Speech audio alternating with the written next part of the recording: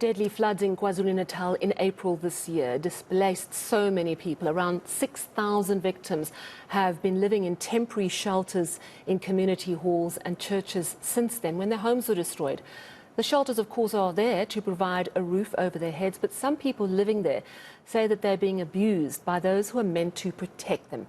Victims in Umzinyathi say they've been forced to leave one of the shelters for a variety of reasons, including not receiving donations that were meant for them. Our reporter Lethiwe Mdluli following the story, joining us now from Durban. Lethiwe, good evening. It's not the first time we've heard these allegations. Now they're resurfacing. What have you found out?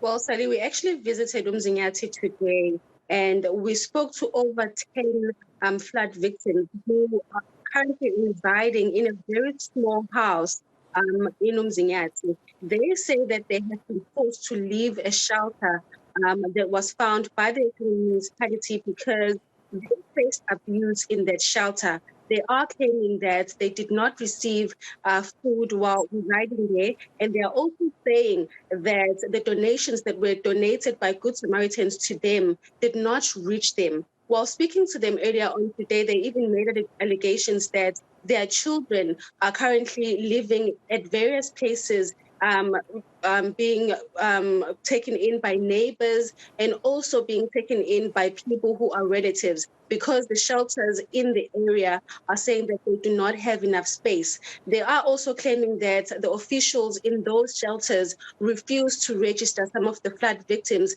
claiming that they're actually not victims while they are. These images that you're seeing on your pictures is the house that these residents are currently living in. It's a very small house, and it has over 10 people living there. These are not the first people to claim that officials in shelters are abusing them. We have been speaking to various other people who are residing in these shelters, and they're saying that sometimes these officials steal the food that is donated. While speaking to one of the flood victims a bit earlier on, this is what she had to say.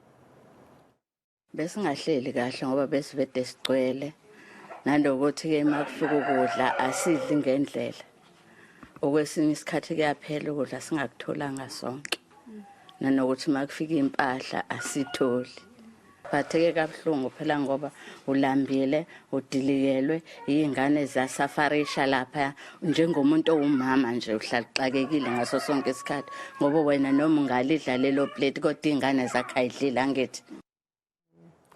So, Lethiwe, what I'm hearing you telling us is that you are picking up a pattern of donations not getting to the people they're meant to. Once or twice, you could perhaps go, okay, well, maybe there was a misdirection.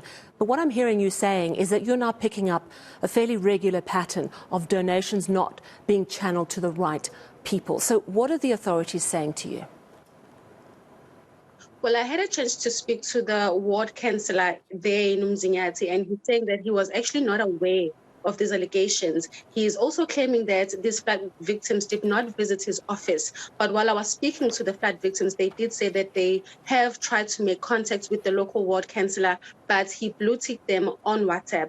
They are also saying that over the past few months, they have tried to report these cases, but no one would listen. The ward councillor is claiming that these people are sent by someone who is wanting his position in the municipality, wanting to become a councillor. He's saying that he believes that this whole ordeal is actually politically motivated. But the victims are saying that they are currently living in that situation, and they wouldn't actually put themselves in that situation if they had other options. While speaking to the local ward councillor, he did say that they will look into the matter, but they did not know anything about this. I also called the eNCA municipality, and I spoke to their spokesperson, who said that they are not aware of these allegations, and they promised that they would be investigating these matters. But it is a pattern because these are not the only people to complain about food not being delivered to them and also not receiving those donations that are being donated to these shelters. I also went to Nazareth not so long ago, which is in the western part of Durban.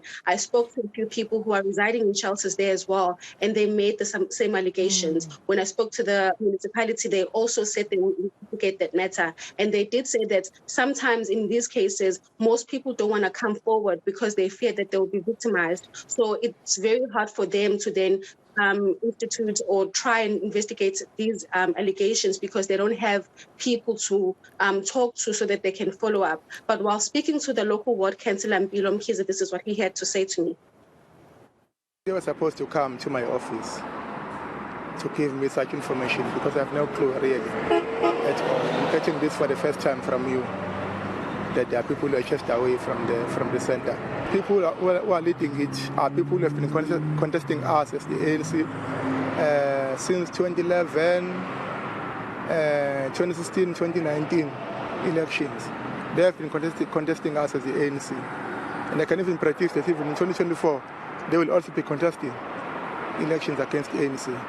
So that's why I'm saying it's...